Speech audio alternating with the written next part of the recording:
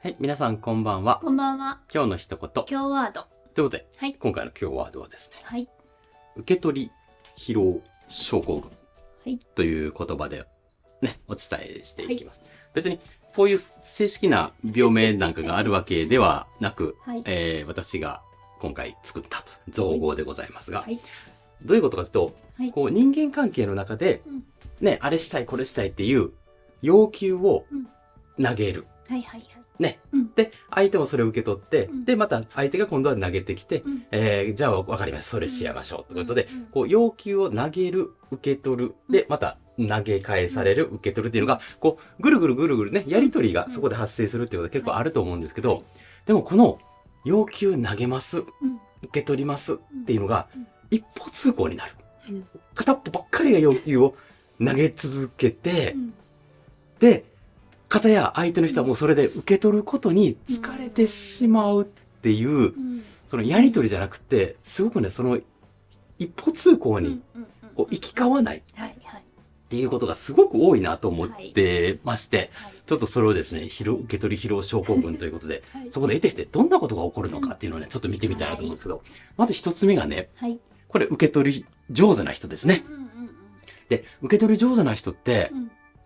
一生懸命受け取ってくれるんですよ。はい。このなんかね、遠くに来たボールとか、うんあるいはめっちゃでっかい、うんなんか、なんていうの、ちゃんと細分化されてない要求とか、うんあとこんなちっちゃくて、なんかようわからへんけど、うんなんかようわからんけど投げてきよったみたいなやつも、うんうん一生懸命受け取って、もうジャンプして、うんもうどんな球でも受け取るぞみたいな感じで受け取ってくれはるので、うんだからね、めっちゃ受け取り上手な方は、うんやればやるほどね、どんどん受け取れるようになっていくんですよ。そうですね。で、相手のようわからへんやつも、うんこっちでうんなんか細分化したりとか、うんいろんなスキルを今度身につけて、はい。めっちゃ受け取れるようになってくるから、うんそうなると何が起こるかっていうと、はい。投げる方ね、どんどん雑いボールを投げてくれるようになる。できますよね。受け取ってくれるもんだって。うんだから、ちゃんと受け取りやすいボールを投げてたかも、最初は投げてたかもしれないんですけど、はいだんだんちゃんと受け取って、自分の思う以上の、はいその要求の答え方をしてくれはったら、はい。なんかだんだん雑になっていってう、ん感謝もなく、みたいな。うんうんうんだんだんなんかちょっとボール雑になっていく。だから受け取りにくいものとかね、なっていくし、はい。ポーンって向こうに投げられてう、ん大暴投されて、うんうんうん自分この人が一生懸命また取りに行かなあかんみたいなうんうんことに、はい。だんだんと、だから受け取り上手になればなるほどう、んボールが雑になっていって、よりその難易度が上がってうんいって、より疲れちゃうみたいなことが、得てして起こる。人の分まで取ってそうですよね。人の分はっていうのがね、受け取り次に出てくるんですよ。おーすいません。いや、いはいいんですよ。もうね、何が起こるかというと、うんこの人は、はい。やっぱね、受け取るのが自分の役目だって、どっかで思ったりするので、四六時中ね、はい。よし、来い。あの人、どんなボール投げそうかなって言ってね、ずっと見てはったりするんですよ。はいはい。投げられた時に反応するだけじゃなくて、うんうん投げてない、相手投げようとしてない時でも、ずーっと反応して、で、例えば僕がはい、この要求のボールを持ってて、はい。で、ボール持ってるけど投げようともしてない。うんでもこうやって持ってるってしたら、うんこっちの人が、受け取りの上手の人が気づいて、取りに行ったりするんですよ。はいはいそれしたいのとか言って。うんいや、投げてもないねんけどな。でも、この人はもうずっと24時間、はい。受け取る体制をうん整えて、いつでも来いうんとしてくれるので、い投げる側はそのうちね、投げることすらしなくなって、はあそっか持ってるだけ。なんで察してくれへんのみたいな感じにおーまでなっていくと、だってうんもうね、来たら来たで変なボール来るし、はい24時間ずっとうん受け取ることに待機しとかなあかんやったら、はい。それは疲れますそうですよね。うんでもこれがう、んなんか役割が固定化されてるって、うん得てしてよく起こる。うんうんで、何なんでしょうね。何なんでしょうね。そうなんですよね。うんでもなかなかそこからね、うん抜けがたいそうですね。んですよね。うんでまあいろんな方のお話をね、聞いてると、なんか、どっちかというと私なんかが要求を投げる、うんなんか側じゃないみたいな。うんうん私にはそんな価値がないみたいな風にね、うんおっしゃる方もね、結構多くて、だから、もしね、私がこういう社会的なこんな立場になったらとか、これができるようになったら投げてもいいみたいな風に思って、それでいろいろ頑張られるっていうのはあるんですけど、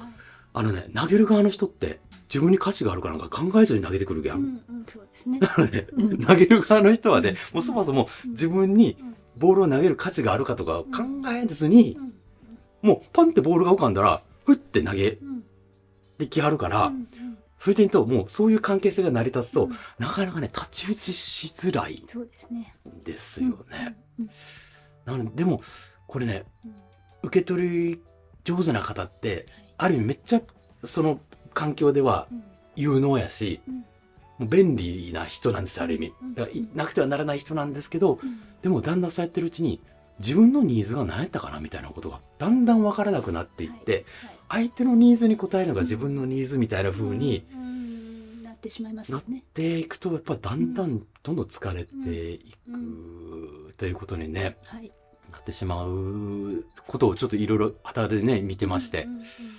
いやーどうしたらいいんだろうなみたいなことをねちょっと思うわけですけれども、どうですか、受け取り上手な。だいぶマシにはなってるとは思うんですけど。何が変わりました？自分に来たやつは受け取るけど、人の分までは知らんってなれるようにはなってきたっていうか、境界線境界線がですね。できてきた、し、わざわざ取りに行かない。この人はこうしてほしいんやろなとかっていうのはなくなりましたね、だいぶ。なくなった。それとどっちかというとこう投げたものを受け取るっていうのはまだやってるかもしれないけど、なんかちょっとさばき方が上手になったみたいな。とは思います。はい。キャッチボールに例えるとね、ボール投げてきたら受け取るっていうのはまああれやし、でもボールのさばき方がこれちょっと厳しいなと思ったらまたちょっと投げやすい球投げてくれよっていうとかもあるかもしれませんよね。だからね、さばき方っていうのをちょっとね考えていただくっていうのもあるかなと思うんですけど、でもねこれめっちゃ落とし穴があるなと思って、例えばそのさばき方をもうちょっとなんとかしてほしいなっていうのも自分の要求じゃないですか。そうですね。それをね、誰に出しますって言った時に一番最初に浮かぶのは、自分にボールをめっちゃ投げてくる人に自分も要求を出そうとするんですよ。通じますかね？通じます。だから大体受け取り疲労ので疲れたなっていう人がなんとか改善したいなって思う関係性は、もうボールをめっちゃ投げてくる人との関係性をなんとかしたいんですけど、この人ね、そもそもグローブ持ってないし。やらしいわ。そうなんですよ。ボール俺投げる側って思ってるから、受け取る体制はこの人ないから、もうこの人との間で関係性をなんとかするっていうのはね、だいぶ難しいので、そうですね。やっぱりそういう点と、今まで受け取りってね、疲れるぐらい受け取った人が、ちょっとずつ自分の要求を、ボールを投げるのになれるのは、やっぱ受け取り上手な人を選んだ方がいいと思う。そうですね。だね、受け取り上手な人の周りにはやっぱり受け取り上手な人もいていると思うんですよ。なので、やっぱり、この人やったら受け取ってくれそうやなっていう人とにちょっとこう関わってみて、練習をしていって、で、あなたも受け取ってくれたから私も受け取るわねって循環をそうですね。